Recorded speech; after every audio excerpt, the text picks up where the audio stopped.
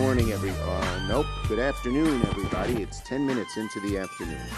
And I want to thank our great ranking member of his GAC, Senator Peters, and a great member of his GAC and head of PSI, Senator Blumenthal, for joining me.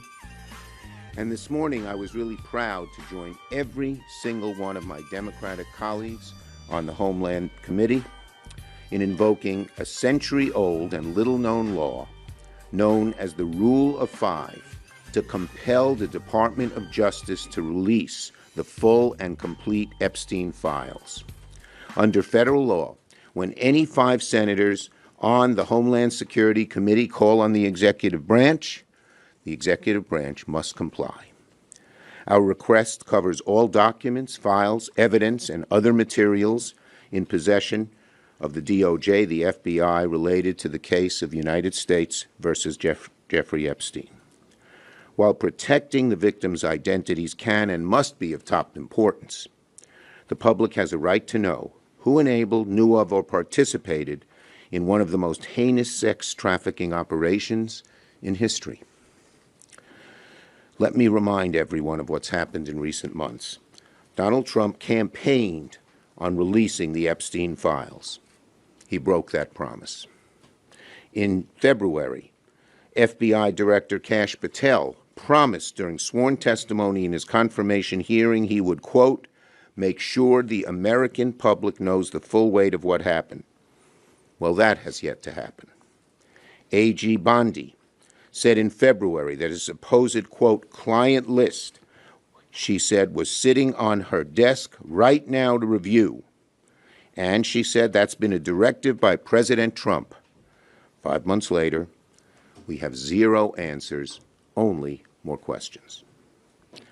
What have we gotten since? Stonewall, evasion, lies.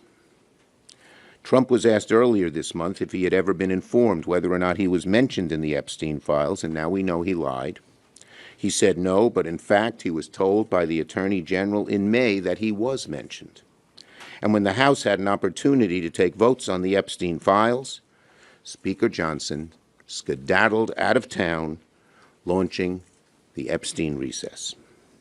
This is not complicated.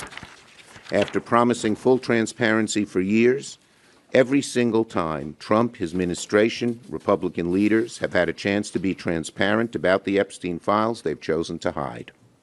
The evasions, the delays, the excuses, they are not just odd, they're alarming. It begs the question, if there's nothing to hide, why all the evasiveness? Trump should stop hiding from the truth. He should stop hiding from the American people. So today, Senate Democrats took action. We're invoking federal law and using our authority as a check on the executive to compel transparency. That's why today's letter matters.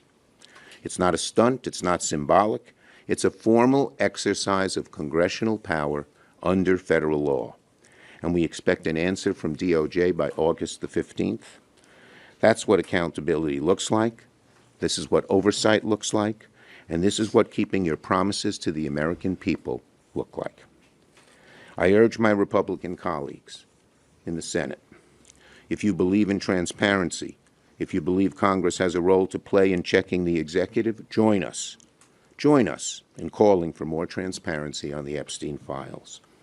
Because once there's transparency, the truth emerges. Because once we get the truth, we can have accountability, we can move forward, not just on this, but on many issues affecting the American people, protecting health care, growing the middle class, defending democracy. But none of that is possible if the public loses faith that justice only applies to some, not all.